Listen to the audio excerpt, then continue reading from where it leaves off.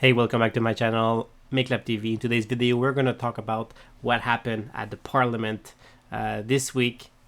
Very interesting. Look at that. This is Trudeau's circus. Nothing makes sense. Bunch of clowns. Listen to that. Children are hungrier than ever after 9 years of the NDP Liberals. In fact, 25% of them are not getting enough food, and we now know why. A carbon tax fraud has been perpetrated by this NDP Liberal Prime Minister, who kept secret Environment Canada documents that showed that the carbon tax was blowing a $25 billion hole in our economy. Our economy per capita is $25 billion hole. Can you imagine that? That's a lot. Smaller today than it was 10 years ago, during which time economy per capita is smaller today than it was 10 years ago, during which time the American economy has grown by 19%. Instead of a reckless plan to hike the tax to 61 cents a litre, why not allow Canadians to vote to axe the tax? The Right Honourable Prime Minister. All right, so legit question, like, why not axe the tax? Like, give the offer, because half of Canadians are split on this decision, and it is a big decision, and people should get to vote, especially that Jagmeet Singh is no longer ally. He's no longer an ally of Justin Trudeau. It's time to start an election process. Here's a news flash for the Conservative leader. Climate change costs money. And what would cost the most money to Canadians at all is his do-nothing climate plan. That's right. News flash. When the Toronto subway gets flooded, it costs money. News flash. When forest fires hit communities across this country, it costs Canadians money to rebuild. When you have droughts that hit farmers and agriculturists across this country, it costs money.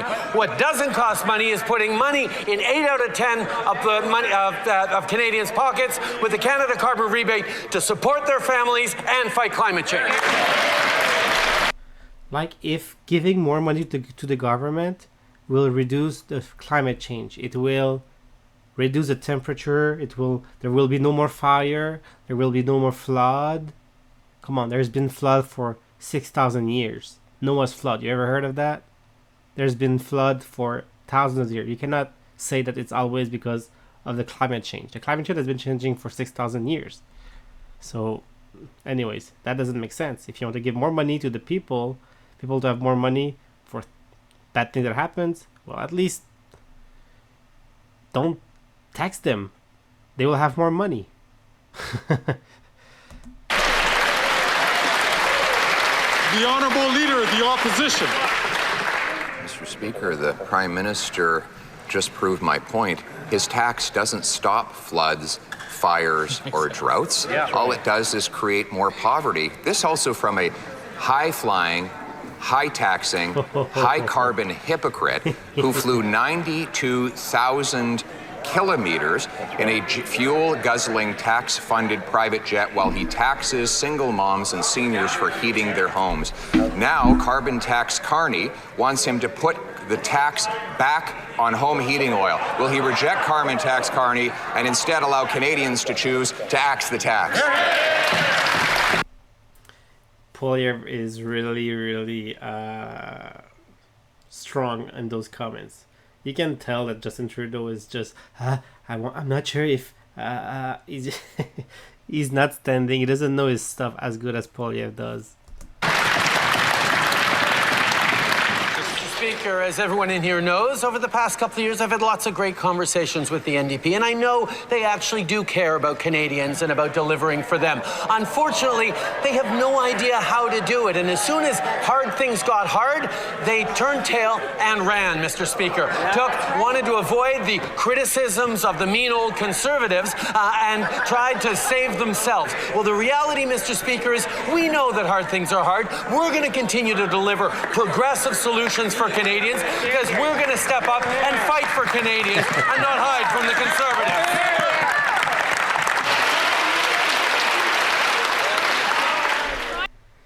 Before we go to her, I don't think Trudeau realized that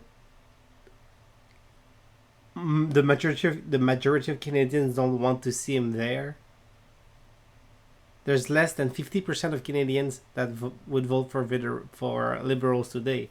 Even back then, there was like maybe 30% of voters.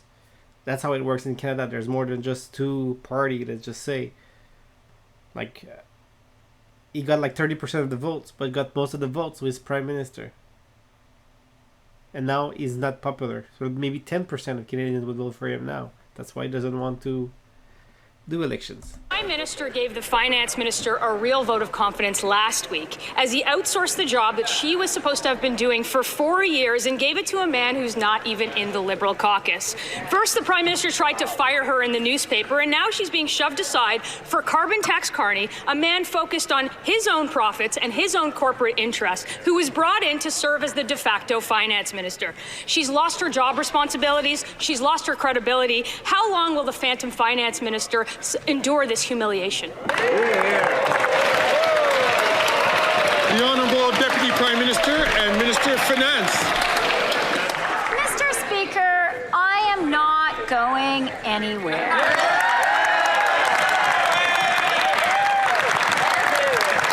You can see she's in denial. She's about to cry. She's in denial. She knows that if she might not get voted back in. Conservatives prefer to focus on personal mudslinging and attacks rather than to actually talk about the economy. They don't want to talk about inflation because it's been down in the target range for 7 months in a row. They don't want to talk about Oh yeah, we increased the inflation so high. You're paying 20% more for everything since the last 3 years. But for the last 7 months, like, the inflation hasn't gone up like it did in the last 3 years. It went up just a little bit compared to... No, we're mad that it's 20% up since you're there. We want to axe the tax so prices goes back down. times in a row. All they can do is insult people. They're just doing reality checks. That's it. The opposition party is there to challenge the leading party. What do you think? You're playing like clowns and they have to call it up. That's why most Canadians are going to vote for Conservatives in the next election. The Liberals are just hanging on to power as long as they can. Tell her she just got a demotion and he hired a guy that's not even elected to do her job. Does anyone believe that carbon tax Carney is going to tell the Prime Minister how to help a family afford groceries as the loudest cheerleader for carbon taxes ever? If the Finance Minister isn't completely humiliated by now, can she explain why Canadians should trust a man who is the #1 supporter of higher taxes to do her job? Let's see, Mr. Speaker, after 9 years, the NDP Liberals, taxes are up, costs are up, crime is up, time's up. Just last week, we heard 1 million people in Ontario were accessing food banks. Meanwhile, the NDP leader supports the Prime Minister, keeps him in power, and supports his crushing carbon tax increases. I just finished a successful by-election campaign. Why will the NDP Liberals not let Canadians decide about the carbon tax and call a carbon tax election now? I didn't know this guy. I never heard about this guy before. What he's saying is quite powerful. I guess I like how he stays there. Crushing carbon tax increases. I just finished a successful by-election campaign. Why will the NDP Liberals not let Canadians decide about the carbon tax and call a carbon tax election now?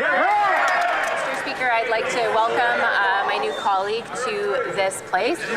It's important, of course, to always be open and transparent with Canadians, and what we see is someone else who knows how to repeat 3-word slogans as well as be able to deliver for Canadians. Mr. Speaker. Anyways, they're all fighting for their seats. The Liberals know that they won't get elected again. Anyways, they're all fighting for their seats. They know the Liberals will not get elected again, so of course the Liberals will say, it's not too bad. Anyways, have a great day, guys. Like and subscribe if you want to see more of anything I do, magic, revealing. I would do a bunch of things. Ciao, bye.